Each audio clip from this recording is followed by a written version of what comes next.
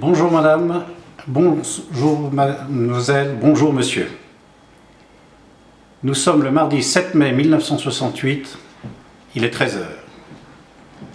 Bienvenue à l'office de radio-télédiffusion du Forêt, la voix de son maître.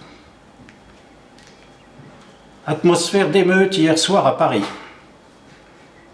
Hier soir, à l'heure même de notre journal de 20 h, le cortège qui descendait la rue de Rennes et s'engageait rue du Four fut refoulé par le service d'ordre. Sur le boulevard Saint-Germain, les gendarmes mobiles étaient en position tandis qu'une barricade brûlait au milieu du carrefour Mabillon. Une voiture flambait. Les charges très violentes se succédaient alors de part et d'autre, boulevard Saint-Germain entre la place Saint-Germain-des-Prés et le carrefour Mabillon, à cadence régulière.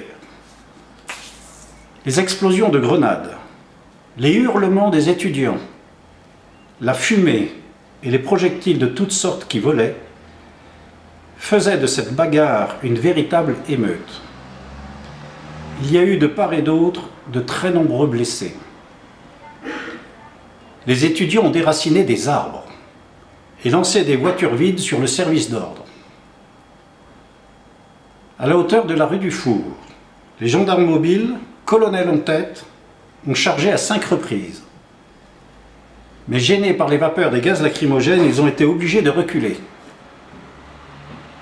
Des CRS sont alors entrés en action. 2 d'entre eux ont été sérieusement blessés au visage, mais les étudiants ont été refoulés.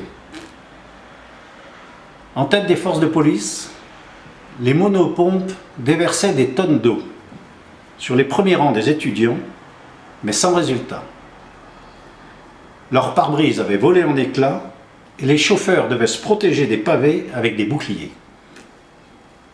Des 2 côtés, les charges se sont succédées et les engagements étaient très violents sur le boulevard Saint-Germain. Des dizaines de voitures avaient leurs pare-brise brisées, les carrosseries défoncées et les pneus crevés. Plusieurs d'entre elles avaient les roues en l'air. Une barricade a été édifiée par les étudiants au boulevard Saint-Germain, en face du café Apollinaire dont les vitres ont volé en éclats. De nombreuses arrestations ont été opérées par les groupes de manifestants. Tous les étudiants trouvés porteurs de casques, de barres de fer ou de bâtons ont été appréhendés et transportés dans les 4 polices au centre de Beaujon pour vérification d'identité.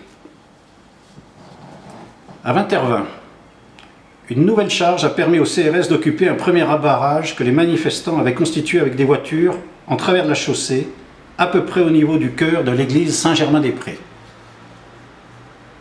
Un deuxième barrage, formé également de voitures, était en place au niveau du transept de l'église. Les manifestants retranchés derrière ce barrage continuaient à projeter des pierres et des morceaux d'asphalte sur les CRS. À 20 h 45, d'autre part, des forces de l'ordre ont été attaquées par plusieurs étudiants au carrefour de l'Odéon et une nouvelle voiture a été incendiée.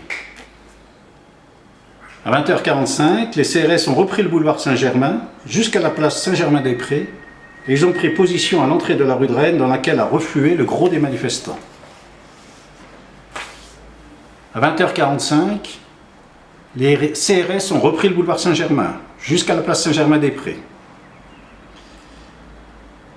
À 21 h, dans toutes les rues du quartier de Saint-Germain-des-Prés, des heurts très violents se sont produits. Rue du Vieux-Colombier, à hauteur de la place Saint-Sulpice, les étudiants ont lancé contre la police une charrette qui est venue défoncer la vitrine du café Saint-Sulpice. Boulevard Saint-Germain, les manifestants ont construit une nouvelle barricade en renversant des voitures, en se servant des grilles d'arbres ou de pavés. 2 autobus ont été mis en travers de la chaussée à une dizaine de mètres en avant de cette barricade. Les CRS se retranchaient derrière pour arroser les manifestants de grenades lacrymogènes. À 21 h 15, les heurts se sont déplacés au-delà de la place Saint-Germain-des-Prés, vers le carrefour Bac. Mais de petits groupes d'étudiants, dilués parmi les passants, continuaient depuis les petites rues du quartier à harceler le service d'ordre qui faisait mouvement sans cesse pour disperser et décourager ses adversaires. Selon les secouristes de la Croix-Rouge, le bilan des blessés dans le quartier est lourd. De petits postes de secours improvisés se sont installés dans des entrées d'immeubles. Des heurts se sont produits encore tard dans la nuit. les manifestants faisant preuve d'un rare acharnement et refusant de renoncer. Nous reviendrons longuement dans notre journal de 20 heures sur l'analyse qu'il convient de faire de cette nuit d'émeute, au cours de laquelle on dénombrerait environ 600 blessés, la police ayant procédé à plus de 420 arrestations. Le général de Gaulle vient de recevoir, en fin de matinée, les membres du bureau de l'Assemblée nationale.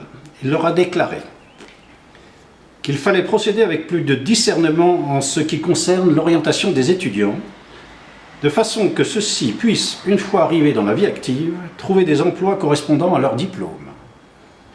Le général de Gaulle a fait allusion à ce propos aux étudiants professionnels qui arrivent à l'âge adulte sans avoir eu de véritable responsabilité et qui, par conséquent, ne voient pas les problèmes sous le même angle que leurs camarades plus jeunes.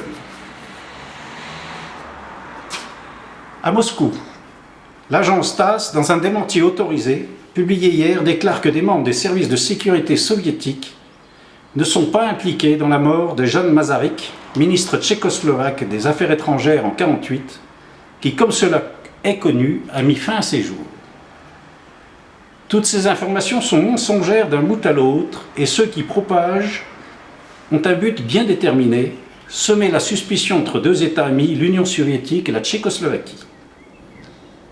Après avoir déclaré que les ennemis de la Tchécoslovaquie socialiste qui répandent ces calomnies cherchent à provoquer un état d'esprit anti-soviétique chez des gens politiquement peu stables, l'agence TASS ajoute « L'Union soviétique exprime le ferme espoir que les communistes tchécoslovaques, comme aussi tous ceux à qui sont chères les conquêtes socialistes du peuple tchécoslovaque, sauront interpréter comme il convient les méthodes malpropres de la propagande impérialiste. » Violent combat à Saïgon. Au nord de Saïgon, une unité du FNL s'est retranchée dans le quartier populaire de Tinning. Une importante opération de nettoyage est en cours, tandis que des colonnes de fumée noire s'élèvent de plusieurs points du secteur. Au sud-ouest de Saïgon, en bordure de la ville chinoise de Cholon, où le Viet Cong se montre très actif, des accrochages ont également eu lieu à l'intérieur de Saïgon, où 34 Viet Cong ont été mis hors de combat. Selon le commandant américain, le Viet Cong a perdu 328 hommes au cours des dernières heures dans la région de Saïgon. Sur le front nord, c'est-à-dire au sud du 17e parallèle, de violents combats se poursuivent autour de la base américaine de Dong Ha. Selon les Américains, 202 Nord-Vietnamiens ont été tués au cours d'une attaque qui a échoué contre des positions américaines.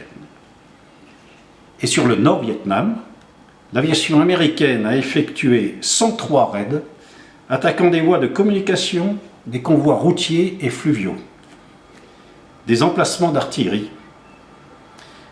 Un appareil de la marine, A5 Vigilant, a été abattu près de Vinh par la DCA nord-vietnamienne. Ces deux occupants sont portés manquants.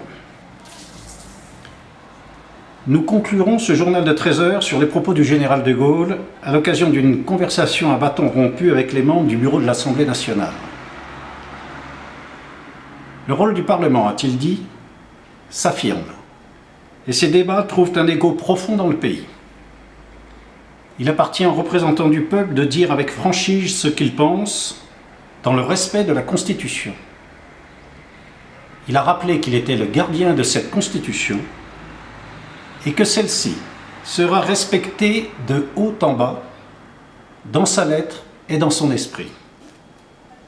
Puis il a ajouté « Si certaines nouvelles majorités à laquelle je pense revenaient au pouvoir, ce serait le retour au passé, compte tenu des grandes contradictions qui existent en son sein. » Bon appétit.